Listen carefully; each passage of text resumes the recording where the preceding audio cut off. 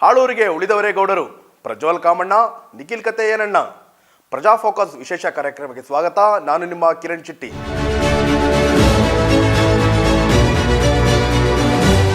ಕರ್ನಾಟಕ ರಾಜಕಾರಣದಲ್ಲಿ ಜೆಡಿಎಸ್ ಮತ್ತೆ ತನ್ನ ಬೇರುಗಳನ್ನು ಭದ್ರಪಡಿಸಿಕೊಳ್ಳಲು ಸಿದ್ಧತೆ ನಡೆಸುತ್ತಿದೆ. ಕಳೆದ ಲೋಕಸಭಾ ಚುನಾವಣಾ ಪೂರ್ವದಲ್ಲಿ ಎನ್ಡಿಎ ಒಕ್ಕೂಟ ಸೇರಿಕೊಂಡಿದ್ದ ಈ ಪ್ರಾದೇಶಿಕ ಪಕ್ಷ ಇದೀಗ ತನ್ನ ಅಸ್ತಿತ್ವವನ್ನು ಇನ್ನಷ್ಟು ಗಟ್ಟಿಗೊಳಿಸಲು ಮುಂದಾಗಿದೆ. ಪಕ್ಷದ ಯುವ ಘಟಕದ ರಾಜ್ಯಾಧ್ಯಕ್ಷ ನಿಖಿಲ್ ಕುಮಾರಸ್ವಾಮಿ ಅವರ ನೇತೃತ್ವದಲ್ಲಿ ಜೂನ್ 16ರಿಂದ ಜನರೊಂದಿಗೆ ಜನತಾದಳ ಎಂಬ ಬೃಹತ್ ಸಂಘಟನಾ ಪ್ರವಾಸ ಆರಂಭಿಸಿದ್ದಾರೆ. 58 ದಿನಗಳ ಕಾಲ ನಡೆಯುವ ಈ ರಾಜ್ಯವ್ಯಾಪಿ ಯಾತ್ರೆಯು ತುಮಕೂರಿನಿಂದ ಆರಂಭವಾಗಿದೆ. ಇದರಲ್ಲಿ ಯಾತ್ರೆಯು ರಾಜ್ಯದ 80 ವಿಧಾನಸಭಾ ಕ್ಷೇತ್ರಗಳನ್ನು ಹಾದು ಹೋಗಲಿದೆ. ಜೆಡಿಎಸ್ ಪಕ್ಷದ ರಾಷ್ಟ್ರೀಯ ಅಧ್ಯಕ್ಷ ಹಾಗೂ ಕೇಂದ್ರ ಸಚಿವ ಎಚ್.ಡಿ. ಕುಮಾರಸ್ವಾಮಿ ಅವರು ಕೇಂದ್ರದಲ್ಲಿ ಸಚಿವರಾದ ಬಳಿಕ ರಾಜ್ಯದಲ್ಲಿ ಪಕ್ಷ ಸಂಘಟನಾ ಚಟುವಟಿಕೆಗಳು ಕುಂಠಿತಗೊಂಡಿವೆ ಎಂಬ ಮಾತುಗಳು ಕೇಳಿಬರುತ್ತಿದ್ದವು. ಈ ಹಿನ್ನೆಲೆಯಲ್ಲಿ ಮುಂಬರುವ ಜಿಲ್ಲಾ ಮತ್ತು ತಾಲೂಕ್ ಪಂಚಾಯಿತಿ ಚುನಾವಣೆಗಳನ್ನು ದೃಷ್ಟಿಯಲ್ಲಿಟ್ಟುಕೊಂಡು ಜೆಡಿಎಸ್ ತನ್ನ ಸಂಘಟನೆಯನ್ನು ಬಲಪಡಿಸಿಕೊಳ್ಳಲು ಮುಂದಾಗಿದೆ. ಈ ಪ್ರವಾಸದ ಮೂಲಕ ಜೆಡಿಎಸ್ ಬಿಜೆಪಿ ಮೈತ್ರಿಯ ಸಂದರ್ಭದಲ್ಲಿ ಅಭ್ಯರ್ಥಿಗಳ ಆಯ್ಕೆ ಮತ್ತು ಚುನಾವಣಾ ತಂತ್ರಗಾರಿಕೆಯಲ್ಲಿ ಪಕ್ಷಕ್ಕೆ ಹೆಚ್ಚಿನ ಪ್ರಭಾವ ದೊರೆಯುವಂತೆ ಮಾಡುವುದು ಮುಖ್ಯ ಲೆಕ್ಕಾಚಾರವಾಗಿದೆ.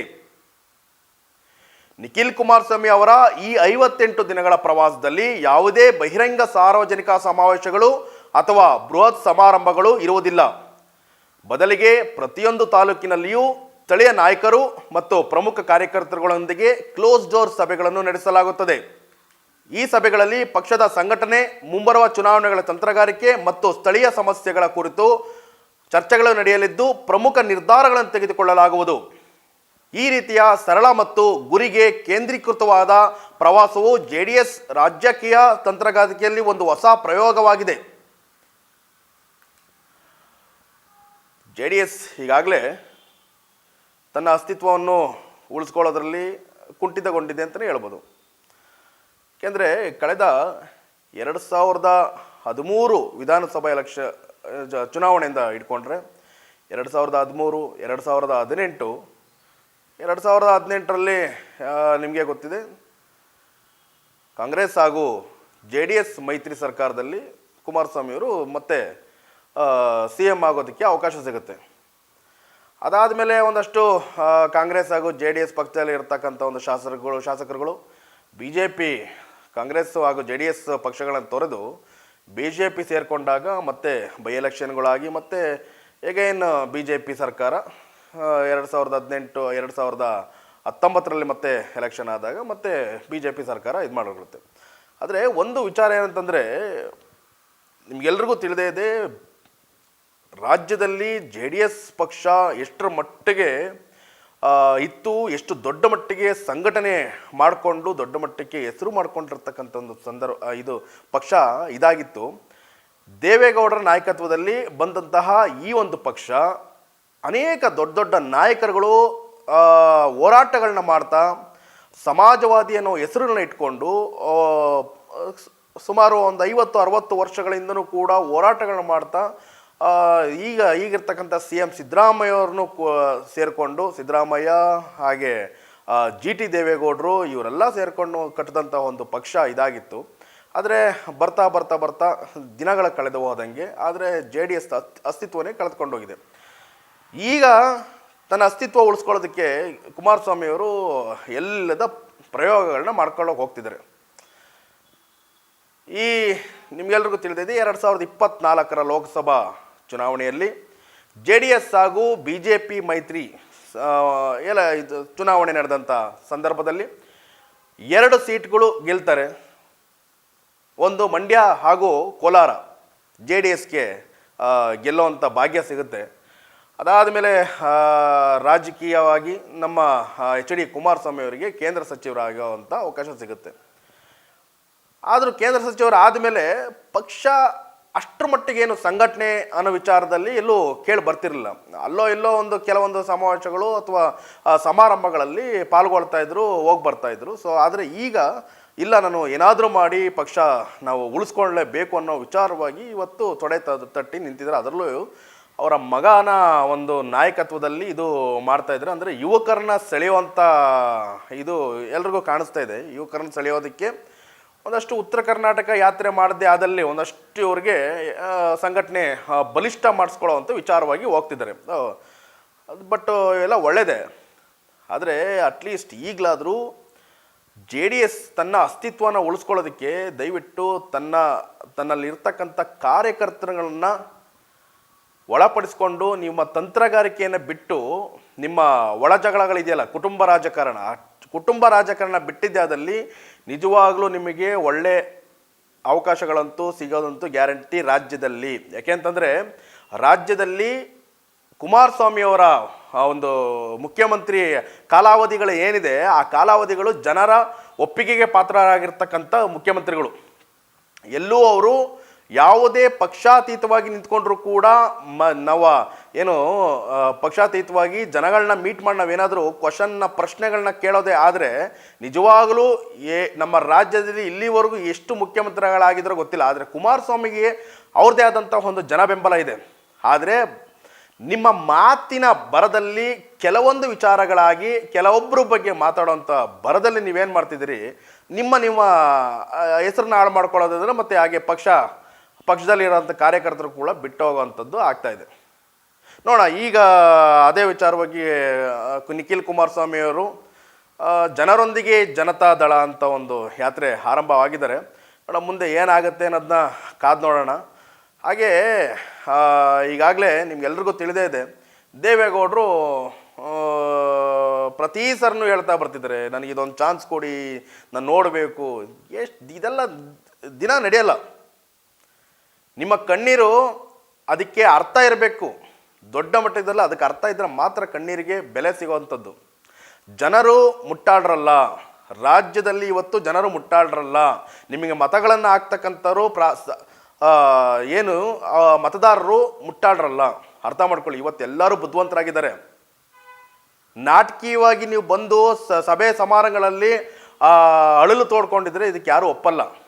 ನಿಮಗೆ ತಿಳಿದೇ ಇದೆ, ಈಗ ಆಲ್ರೆಡಿ ಒಂದು 10 ವರ್ಷದ ಈಚೆಗೆ ಅದು ನಡೀತಾ ಇಲ್ಲ.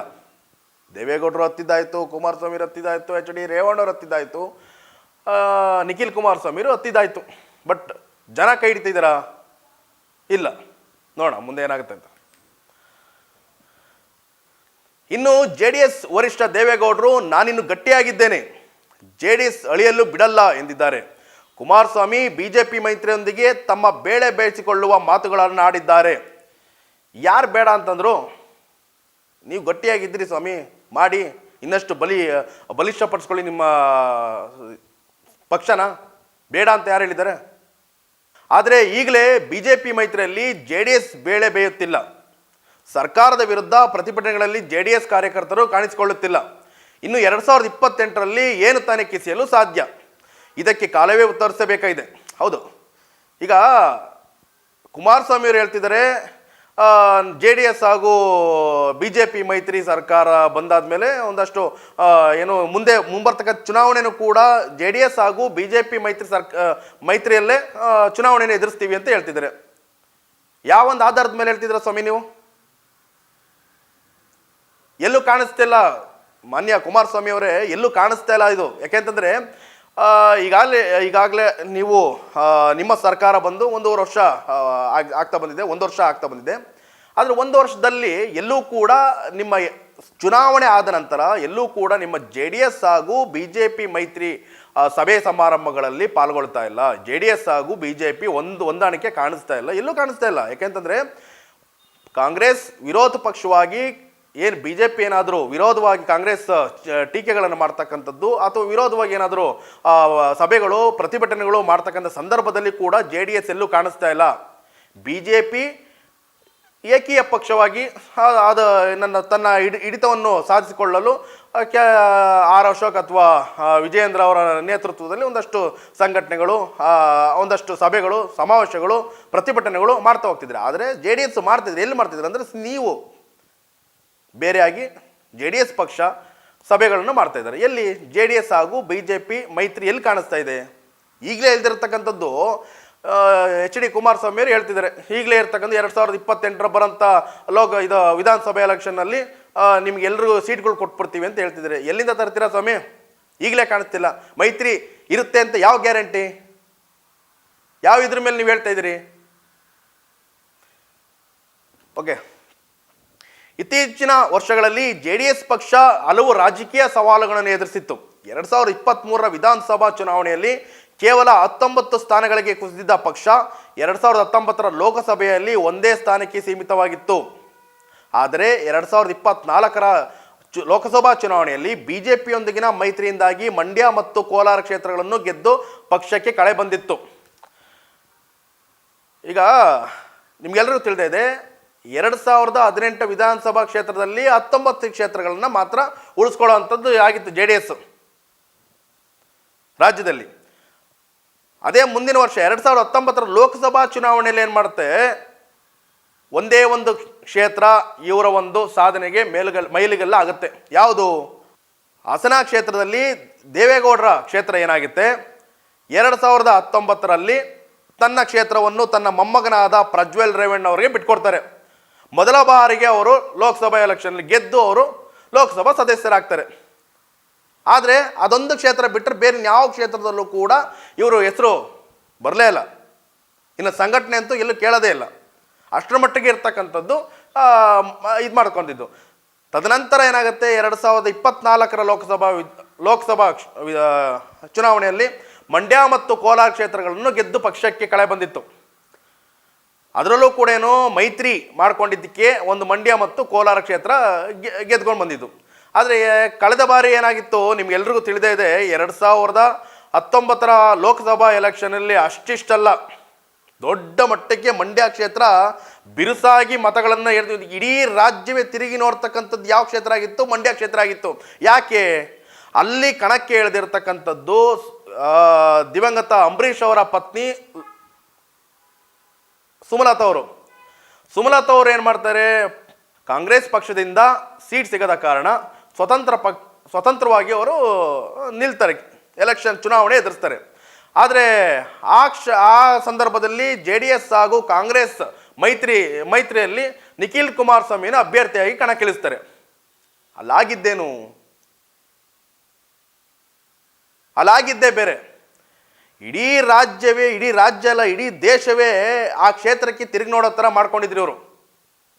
ಒಂದು ಬಾರಿ ಅಲ್ಲೇನಾದರೂ ಬಿಟ್ಕೊಟ್ಟಿದ್ದೆ ಆದರೆ, ತನ್ನ ಈಗೋಯಿಸಮ್ನ ಬಿಟ್ಕೊಟ್ಟಿದ್ದೆ ಆದರೆ ನಿಜವಾಗ್ಲೂ ನಿಮಗೆ ಒಳ್ಳೆ ಬೆಂಬಲ ಸಿಗ್ತಿತ್ತು. ಹಾಗೆ ನಿಖಿಲ್ ಕುಮಾರಸ್ವಾಮಿ ಅವ್ರಿಗೂ ಈ ಜನಗಳು ಕೈ ಹಿಡಿತಾ ಇದ್ರು. ಇದು ನಾನು ಹೇಳಬಲ್ಲೆ. ನೀವಲ್ಲಿ ಇಲ್ಲ, ಯಾವುದೇ ಕಾರಣಕ್ಕೂ ಬಿಟ್ಕೊಡೋ ಸಾಧ್ಯನೇ ಇಲ್ಲ ಅಂತ ಕುಟುಂಬ ರಾಜಕಾರಣಕ್ಕೆ ಒಳಪಟ್ರಿ ಕುಮಾರಸ್ವಾಮಿ ಅವರೇ. ಆದರೆ ಜನಗಳು ಮುಟ್ಟಾಡ್ರಲ್ಲ, ಅವತ್ತಿಗೆ ನಿಮ್ಮನ್ನು ಕೈ ಬಿಟ್ಟರು, ಸುಮಲತಾ ಅವ್ರನ್ನ ಕೈ ಹಿಡಿದ್ರು. ಒಂದಷ್ಟು ಸೆಲೆಬ್ರಿಟಿಗಳ ಮೇಲೆ ಕೂಗಾಡಿದ್ರಿ, ಅವ್ರ ಹಂಗೆ ಇವ್ರ ಹಿಂಗೆ. ಏನಾಯಿತು ಕೊನೆಗೆ ನೋಡಿ, ನಗೆ ಪಾಟ್ಲಿಗೆ ಇದು ಕಾರಣವಾಗಿದ್ದು ನೀವೇ, ಒಂದಷ್ಟು ಟ್ರೋಲ್ಗಳಾಗಿದ್ದು ನೀವೇ. ಸಾಧನೆ ಮಾಡಿದ್ದೇನಾಯಿತು? ಏನೂ ಇಲ್ಲ. ಸೊ ಅವತ್ತಿಗೆ ಅದು ಕ್ಷೇತ್ರ ಕಳ್ಕೊಂಡ್ರಿ. ಸೊ ನಿಮಗೆ ಉಳಿದಿದ್ದು ಒಂದೇ ಹಾಸನ ಕ್ಷೇತ್ರ, ಅದು ನಿಮ್ಮ ಒಂಥರ ಪಿತ್ರಾರ್ಜಿತ ಆಸ್ತಿ ಅಂತಾರಲ್ಲ, ಹಂಗೆ ಹಾಸನ ಕ್ಷೇತ್ರನ ದೇವೇಗೌಡರು ಅವತ್ತಿಂದ ಉಳಿಸ್ಕೊಂಡ್ಬಂದಿರತಕ್ಕ ಕಾರಣ ಅದಿನ್ನೂ ನಿಮ್ಮ ಅಸ್ತಿತ್ವದಲ್ಲಿ ಇತ್ತು. ಆದರೆ ಇವಾಗಿಲ್ವಲ್ಲ. ಓಕೆ, ಈ ಮಧ್ಯೆ ಕಳೆದ ಲೋಕಸಭಾ ಚುನಾವಣೆಯಲ್ಲಿ HD ರೇವಣ್ಣನ ಪುತ್ರ ಪ್ರಜ್ವಲ್ ರೇವಣ್ಣನ ಕಾಮಪುರಾಣ ಹಾಸನದಲ್ಲಷ್ಟೇ ಅಲ್ಲ, ಇಡೀ ದೇಶದಲ್ಲಿ ಹಬ್ಬಿತ್ತು. ಪೆನ್ಡ್ರೈವ್ನಲ್ಲಿ ಪ್ರಜ್ವಲ್ನ ರಾಸಲೀಲೆಗಳು ಆದಿ ಬೀದಿಯಲ್ಲಿ ಚೆಲ್ಲಾಡ್ದು. ಎಂಥ ಕುಟುಂಬದಲ್ಲಿ ಎಂಥ ಕುಡಿ. ಈಗಾಗಲೇ ಕಳೆದ ಒಂದು ವರ್ಷದಿಂದನೂ ಕೂಡ ಒಂದಷ್ಟು ನಾವು ಪ್ರಜ್ವಲ್ ಅವರ ವಿಚಾರವಾಗಿ ಒಂದಷ್ಟು ಸುದ್ದಿಗಳನ್ನು ಕೂಡ ಮಾಡಿದ್ವಿ. ಹಾಗೆ ಒಂದಷ್ಟು ಅವ್ರದ್ದೇ ಆದಂಥ JDS ಲೀಡರ್ಗಳನ್ನೆಲ್ಲ ಕರೆಸಿ ನಮ್ಮ ಚಾನಲ್ನಲ್ಲಿ ಅವ್ರನ್ನ ಒಂದಷ್ಟು ಪ್ರಶ್ನೆಗಳ ಕೇಳೋ ಮುಖಾಂತರ ನಾವೆಲ್ಲ ಒಂದು ಪ್ರಸಾರ ಮಾಡಿದ್ವಿ. ಯಾರಿಗೆ ಗೊತ್ತಿಲ್ಲ ಹೇಳಿ, ಎಲ್ಲ ಮರ್ತೋಗಿದ್ದಾರೆ ಅಷ್ಟೇ ಜನಗಳು. ಹಾಸನದಲ್ಲ ಅಷ್ಟೇ ಅಲ್ಲ, ಏನು ಅತ್ಯದ್ಭುತವಾಗಿ ನಟನೆ ಮಾಡ್ತಕ್ಕಂಥ ಒಂದಲ್ಲ ಎರಡಲ್ಲ 2,000 ವಿಡಿಯೋಗಳು ಲೀಕ್ಔಟ್ ಆಗಿರ್ತಕ್ಕಂಥದ್ದು. ಇನ್ನೂ ಪ್ರಜ್ವಲ್ ಅಣ್ಣ ಇನ್ನೂ ಜೈಲಿನಲ್ಲಿ ಮುದ್ದೆ ಮುರಿತಾ ಕುಂತಿದ್ದಾರೆ. ಯಾವ ಒಂದು ಪುರುಷಾರ್ಥಕ್ಕೆ ನಾನು ಕೇಳುತ್ತ ಒಂದು ಪ್ರಶ್ನೆ, ಯಾವ ಒಂದು ಪುರುಷಾರ್ಥಕ್ಕೆ ನಿಮ್ಮ ಕುಟುಂಬದಲ್ಲಿ ನಾವು ಗಂಡಸರು ಇದ್ದೀವಿ ಅಂತ ಹೇಳ್ತಿದ್ರಿ ಹೇಳಿ? ಈ ಒಂದು ನಿಮ್ಮ ದೇವೇಗೌಡರು ಮೊಮ್ಮಗರಾಗಿ HD ರೇವಣ್ಣವರ ಪುತ್ರನಾಗಿ ಒಂದು ಕುಟುಂಬಕ್ಕೆ ಕಳಂಕ ತಂದಿರೋಂಥ ಅಷ್ಟೇ ಅಲ್ಲ, ಇಡೀ ಹಾಸನಕ್ಕೆ ಅಥವಾ ಇಡೀ ರಾಜ್ಯಕ್ಕೆ ಕಳಂಕ ತಂದಿರತಕ್ಕಂಥ ಒಬ್ಬ ಜನಪ್ರತಿನಿಧಿ. ನೀವೆಲ್ಲ ಪ್ರತಿನಿಧಿಗಳು. ನಿಜವಾಗ್ಲೂ ನೋಡಿ, ಜನಗಳು ಅರ್ಥ ಮಾಡ್ಕೊಂಡಿರ್ಬೇಕಾಗಿರ್ತದೆ ಏನಂತಂದರೆ, ನೀವು ಆರಿಸ್ತಿರಲ್ಲ, ದಯವಿಟ್ಟು ನೋಡಿ, ತಲತಲಾಂತರದಿಂದ ಬಂದೈತೆ ಆ ಕ್ಷೇತ್ರ, ಎಚ್ ಡಿ ದೇವೇಗೌಡರದು, ಅವ್ರದೇ ಆ ಕ್ಷೇತ್ರ, ಅದೆಲ್ಲ ತಲೆಯಿಂದ ತೆಗೆದಾಕಿ ದಯವಿಟ್ಟು ಇನ್ನಾದರೂ ಎಚ್ಚೆತ್ತುಕೊಳ್ಳಿ. ಆ ಕ್ಷೇತ್ರದಲ್ಲಿ ನಿಮಗೆ ಸಹಾಯಕವಾಗಿರ್ತಕ್ಕಂಥ ಅಭ್ಯರ್ಥಿಗಳನ್ನ ಗೆಲ್ಲಿಸಿ, ಕಣ್ಮುಂದೆ ಸಿಗೋವಂಥ ಅಭ್ಯರ್ಥಿಗಳನ್ನ ಗೆಲ್ಲಿಸಿ, ಅಭಿವೃದ್ಧಿ ಪಡಿಸ್ತಕ್ಕಂಥ ಫ್ರಾಂಪ್ಟಾಗಿ ಯಾರಿರ್ತಾರೆ, ಅಭಿವೃದ್ಧಿ ಪಡಿಸ್ತಕ್ಕಂಥ ಕಾರ್ಯಗಳನ್ನ ಮಾಡ್ತಕ್ಕಂಥವ್ರನ್ನ ಗೆಲ್ಲಿಸಿ, ನಾಯಕರಾಗಿ ಅವ್ರನ್ನ ರೆಡಿ ಮಾಡಿ. ಆದರೆ ಇಂಥವ್ರನ್ನೆಲ್ಲ ಏನು ಮಾಡ್ತಾರೆ, ಬೆಂಗಳೂರಿನಲ್ಲೆಲ್ಲ ಇರ್ತಾರೆ, ಬಂದಲ್ಲ ಕ್ಷೇತ್ರ, ಅವ್ರಿಗೆ ಅಧಿಕಾರ ಬೇಕಷ್ಟೇ. ಏನು ಅಭಿವೃದ್ಧಿ ಕೆಲಸಗಳೇನಾಗಿತ್ತು? ಅಭಿವೃದ್ಧಿ ಕೆಲಸಗಳು ನೋಡಿ ಇವೇ ಆಗಿರೋದು, ಕಾಮ ಪುರಾಣಗಳು. ನಾಚಿಕೆ ಆಗಬೇಕು ನಿಜವಾಗಲೂ ನಿಮ್ಗಳಿಗೆ. JDSಗೆ ಮುಂದಿನ ದಿಕ್ಕಾಗಬಹುದಾಗಿದ್ದ ಪ್ರಜ್ವಲ್ ತನ್ನ ಲಜ್ಜೆಗೇಡಿತನದಿಂದ ತನ್ನ ರಾಜಕೀಯ ಭವಿಷ್ಯಕ್ಕೆ ಕಲ್ಲು ಹಾಕಿಕೊಂಡಿದ್ದ. ಕಾಮಕಾಂಡದ ಪರಿಣಾಮ ಜೈಲು ಪಾಲಾಗಿರುವ ಪ್ರಜ್ವಲ್ ವರ್ಷಗಳು ಉರುಳಿದರೂ ಹೊರಬರಲಾಗದೆ ಜೈಲಿನಲ್ಲಿ ಮುದ್ದೆ ಮುರಿತಿದ್ದಾನೆ. JDSನ ಭದ್ರಕೋಟೆಯಾಗಿದ್ದ ಹಾಸನ ಅನ್ಯರ ಪಾಲಾಗಿದೆ. ಮತ್ತು ಇನ್ನೇನು ಮಾಡ್ತಾರೆ, ಜನಗಳೇನು ದಡ್ರ? ಇಷ್ಟರ ಮಟ್ಟಿಗೆ ನೀವು ಅನ್ಯಾಯಗಳು ಮಾಡ್ತಾ ಬರ್ತಿದ್ರೆ ಜನಗಳೇನು ದಡ್ರಾಗಿಲ್ಲ. ಮುದ್ದೆ ಮರಿತೀನಿ ಇನ್ನೇನಾಗುತ್ತೆ ರೀ? ಇದು ಹೆಂಗ್ರಿ ನಿಮಗೆ ಮನ್ಸು ಬಂತು? ನಿಮ್ಮ ಕಾರ್ಯಕರ್ತರುಗಳನ್ನ ಆ ಥರ ಎಲ್ಲ ಒಂದು ನೀವು ಮಂಚಕ್ಕೆ ಕರೆಯುವಂಥ ಕೆಲಸಗಳು ಮಾಡ್ತಿರಲ್ಲ, ನಿಜವಲ್ಲ. ಈಗ ಇವತ್ತು ಅವ್ರ ಕುಟುಂಬಗಳಿದೆಯಾ? ನಿಜವಾಗ್ಲೂ ಅವ್ರ ಕುಟುಂಬಗಳು, ಎಷ್ಟು ಕುಟುಂಬಗಳು ಹಾಳಾಗಿದೆ ಗೊತ್ತಿದೆಯಾ ನಿಮ್ಗೆ? ಎಷ್ಟು ಕುಟುಂಬಗಳು ಊರು ಬಿಟ್ಟಿದೆ, ತಲೆ ಎತ್ತಕ್ಕಾಗ್ದೇ ಊರು ಬಿಟ್ಟಿದೆ ಗೊತ್ತಾ? ಅಥವಾ ನಾನು ಇನ್ನೊಂದು ಹೇಳ್ತೀನಿ, ಯಾರ ಪೆನ್ ಡ್ರೈವ್ನ ಲೀಕ್ ಮಾಡಿದ್ರು ಅವ್ರಿಗೂ ಕೂಡ ನಾನು ಹೇಳ್ತೀನಿ, ನಿಜವಾಗ್ಲೂ ನಿಮಗೆ ನಾಚಿಕೆ ಆಗಬೇಕು. ನಿಮಗೂ ಕೂಡ ಲೀಕೇನ ಮಾಡ್ಬಿಟ್ರಿ ಸ್ವಾಮಿ. ಬಟ್ ಎಷ್ಟು ಕುಟುಂಬಗಳ ನಿಮ್ಮ ರಾಜಕೀಯ ಬೇಳೆ ಬೇಯಿಸ್ಕೊಳ್ಳೋದಕ್ಕೋಸ್ಕರ ಚುನಾವಣೆ ಸಂದರ್ಭದಲ್ಲಿ ಅದನ್ನು ಲೀಕ್ ಮಾಡಿದ್ರಿ. ಒಂದಿಷ್ಟು ರಾಜಕೀಯವಾಗಿ ಬಿಟ್ಟು ನೀವು ನಾಯಕರು ಅಂತ ಗುರುತಿಸ್ಕೊಳ್ತಿರಲ್ಲ, ಜನಪ್ರತಿನಿಧಿಗಳು ಅಂತ ಅನ್ಸ್ಕೊಳ್ತಿರಲ್ಲ, ದಯವಿಟ್ಟು ಸ್ವಲ್ಪ ತಲೆಗೆ ಕೆಲಸ ಕೊಡಿ ಸ್ವಾಮಿ. ಯಾರೇ ಆಗಿರಲಿ, ಹೆಣ್ಣುಮಕ್ಕಳು ವಿಚಾರವಾಗಿ ಈ ಥರ ಎಲ್ಲ ಗೊತ್ತಿಲ್ಲ, ಹೆಣ್ಮಕ್ಳಿಗೆ ಬ್ಲ್ಯಾಕ್ ಮೇಲ್ ಮಾಡಿರ್ಬೋದು ಈ ಮನುಷ್ಯ. ಬ್ಲ್ಯಾಕ್ ಮೇಲ್ ಮಾಡಿ ಅವ್ರಿಗೆ ಇವರು ಅಥವಾ ಏನೋ ಆಸೆ ತೋರಿಸಿ, ಆಸೆ ಒಡ್ಡಿ ಏನಾದರೂ ಈ ಥರ ಕೆಲಸಕ್ಕೆ ಉಪಯೋಗಿಸ್ಕೊಂಡಿರ್ಬೋದು. ಯಾರು ಗೊತ್ತು? ನನಗೆ ಗೊತ್ತಾ? ನಿಮಗೆ ಗೊತ್ತಿದೆಯಾ? ಇಲ್ಲ ಅಲ್ವಾ? ಅದಕ್ಕೆ ಪ್ರೂಫ್ ಇಲ್ಲ ಅಲ್ವಾ? ಆಗಿದೆ, ಇಲ್ಲ ಅಂತ ಹೇಳ್ತಿಲ್ಲ. ಆದರೆ ತಪ್ಪು ಎಲ್ಲಿಂದ ಆಗಿರ್ಬೋದು? ಇಲ್ಲೂ ಆಗಿರ್ಬೋದಲ್ವಾ? ಅಥವಾ ಒಂದು ಬಡ ಹೆಣ್ಮಕ್ಳನ್ನ ಉಪಯೋಗಿಸ್ತಕ್ಕಂಥದ್ದು, ಕಾರ್ಯಕರ್ತರನ್ನ ಉಪಯೋಗಿಸ್ತಕ್ಕಂಥದ್ದು ಕೂಡ ಇದು ಎಷ್ಟು ತಾನೇ ಸರಿ. ಅದರಲ್ಲಿ ಅಂಥವ್ರದ್ದು ಇರೋಂಥ ವಿಡಿಯೋಗಳನ್ನ ನೀವು ಏಕಾಏಕಿ ಲೀಕ್ ಮಾಡಿದ್ರಿ. ಬಟ್ ಎಷ್ಟು ಕುಟುಂಬಗಳು ಹೋಯ್ತು? ನಿಮ್ಮ ಕುಟುಂಬಗಳಿಗೆ ಈ ಥರ ಆಗಿದ್ರೆ ಏನು ಮಾಡ್ತಾಯಿದ್ರಿ? ಇದಾಗಬಾರ್ದಾಗಿತ್ತು. ನಾನು ಹೇಳೋದಾದರೆ ಪರ್ಸ್ನಲ್ ಆಗಿ ಇದಾಗಬಾರ್ದಾಗಿತ್ತು. ಇನ್ನು ಹಾಸನ ಕ್ಷೇತ್ರ ಏನು JDS ಭದ್ರಕೋಟೆ ಆಗಿತ್ತು, ಆದರೆ ಇದಾದ ಮೇಲೆ ತನ್ನ ಅಸ್ತಿತ್ವ ಕಳ್ಕೊಂಡು ಹಾಸನ ಅನ್ಯಾಯರ ಪಾಲೇ ಆಗಿದೆ. ಆದಿ ಬೀದಿಯಲ್ಲಿ ರಂಪ ರಾಮಾಯಣ ಮಾಡುತ್ತಾ ಗತ್ತು ತೋರಿಸಿದ ಭವಾನಿ ನಾಪತ್ತೆಯಾಗಿದ್ದಾರೆ. ಇನ್ನಾಯಮ್ಮಂದೋ ಇನ್ಯಾರು ಪ್ರಪಂಚದಲ್ಲಿ ಇನ್ಯಾರು ಕಾರ್ಯ ಇಟ್ಟಿಲ್ಲ ಅನ್ನೋ ಲೆಕ್ಕಾಚಾರಕ್ಕೆ ಮಾತಾಡಿದ್ರು. ಮತ್ತು ಇನ್ನೊಂದೇನಂತಂದರೆ, ಟೊಯೋಟೋದಲ್ಲಿ ಮೋಸ್ಟ್ಲಿ ಆ ಒಂದು ಕಾರ್ಗೆ ಇವ್ರಿಗೆ ಇದು ಕೊಡಬೇಕಾಗಿತ್ತು, ರಾಯಭಾರಿ ಕೊಡಬೇಕಾಗಿತ್ತು ಆ ಕಾರ್ಗೆ. ಯಾಕೆಂದರೆ ಮಾರ್ಕೆಟಿಂಗ್ ಮಾಡಿದ್ದೇ ಈ ಅಮ್ಮ. ಯಾಕೆ ಜನಗಳಿಗೆ, ಸಾಮಾನ್ಯ ಜನರಿಗೆ ಗೊತ್ತಿರಲ್ಲ ಅದೆಷ್ಟು ಕೋಟಿ ಎಷ್ಟು ಲಕ್ಷ ಅನ್ನೋದು. ಅದನ್ನು ತಿಳಿಸ್ಕೊಟ್ಟು ರೋಡಲ್ಲಿ ಅಷ್ಟು ದೊಡ್ಡ ರಾಮಾಯಣ ಮಾಡಿದ್ರು. ಅಲ್ಲ, ನಾನು ಹೇಳ್ತೀನಿ, ನೀವೆಲ್ಲ ಇದೆಲ್ಲ ಮಾಡ್ತಿರಲ್ಲ, ಆ ಜನರಿಂದನೇ ನಿಮಗೆ ಅಧಿಕಾರ ಬೇಕು, ಆ ಜನರಿಂದನೇ ಜೀವನ ಇದು ಮಾಡಬೇಕು ಅಂತಂದಾಗ ಅದ್ಯಾವುದೋ ಸಾಮಾನ್ಯವಾಗಿ ಆಗಿರ್ತಕ್ಕಂಥ ಏನು ಕಳ್ಕೊಂಡ್ಬಿಡ್ತಿದ್ರಿ? ಏನು ಅಮ್ಮಮ್ಮ ಅಂದ್ರೆ ಏನಾಗ್ಬಿಡ್ತಿತ್ತು? ನಿಮ್ಮ ಕ್ಷೇತ್ರದ ಜನರೇ ಅಲ್ವಾ? ಅಷ್ಟು ದೊಡ್ಡ ಮಟ್ಟಿಗೆ ಮಾಡ್ತಕ್ಕಂಥದ್ದು ಇತ್ತ? ದುರಾಂಕಾರವಾಗಿ ನಡ್ತಕ್ಕಂಥದ್ದು ಯಾವತ್ತೂ ನಿಲ್ಲಲ್ಲ. ಇನ್ನು HD ರೇವಣ್ಣ ನಾನು ಇನ್ನೂ ಇದ್ದೀನಿ ಅಂತ ಆಗಾಗ್ಗೆ ಮುಖ ತೋರಿಸ್ತಾರೆ. ಇದ್ದೇನು ಪ್ರಯೋಜನ ಸ್ವಾಮಿ? ಇದ್ದೀರಿ, ಏನು ಪ್ರಯೋಜನ? ಅವಾಗ ಬರ್ತೀರಿ, ಅವ್ರವ್ರ ಮೇಲೆ ಎಗರಾಡ್ತೀರಿ, ಅಧಿಕಾರಿಗಳ ಮೇಲೆ ದರ್ಪ ತೋರಿಸ್ತೀರಿ, ಇದ್ದೀನಿ ಅಂತ ಹೇಳ್ತೀರಿ. ಆದರೆ ತನ್ನ ಮನೆಯಲ್ಲೇ ತನ್ನ ಕುಟುಂಬದಲ್ಲಿ ಆಗಿರ್ತಕ್ಕಂಥದ್ದನ್ನ ಇನ್ನು ತಲೆ ಎತ್ಕೊಂಡು ಓಡಾಡೋಕ್ಕಾಗ್ತಿದ್ರೆ ನಿಮ್ಗೆ ನಾಚಿಕೆ ಆಗಬೇಕು. ತಲೆ ಎತ್ಕೊಂಡು ಓಡಾಡೋಕ್ಕಾಗತ್ತೇನ್ರಿ? ನಿಜವಾಗ್ಲೂ ಮತ್ತೆ ನೀವು ಇನ್ನೂ ಮುಂಬರ್ತಕ್ಕ ಚುನಾವಣೆಗಳಲ್ಲಿ ನೀವೇನಾದರೂ ನಾನು ಚುನಾವಣೆ ಎದುರಿಸ್ತೀನಿ, ಅಭ್ಯರ್ಥಿ ಆಗ್ತೀನಿ ಅಂತಂದರೆ ಅದಕ್ಕಿಂತ ನಾಚಿಕೆಗೇಡು ಬೇರೆ ಯಾವುದೂ ಇಲ್ಲ. ಬೇಡ, ದಯವಿಟ್ಟು ಹೇಳ್ತೀನಿ. ಆ ಕ್ಷೇತ್ರನ ಯಾರಿಗಾದರೂ ನಿಮ್ಮಲ್ಲೇ ಇರ್ತಕ್ಕಂಥ ಬಲಿಷ್ಠವಾಗಿ ಸಂಘಟನೆ ಮಾಡ್ತಕ್ಕಂಥ ಯಾರನ್ನ ಕಾರ್ಯಕರ್ತನ ಗುರುತಿಸಿ ಅಂಥವ್ರಿಗೆ ಜಾಗ ಬಿಟ್ಕೊಡಿ ದಯವಿಟ್ಟು. ಇಂಥ ಮತ್ತೆ ಮಾಡಕ್ಕೆ ಹೋಗ್ಬಿಡಿ. ಜನರು ನೀವು ಬುದ್ಧಿವಂತರಾಗಬೇಕು.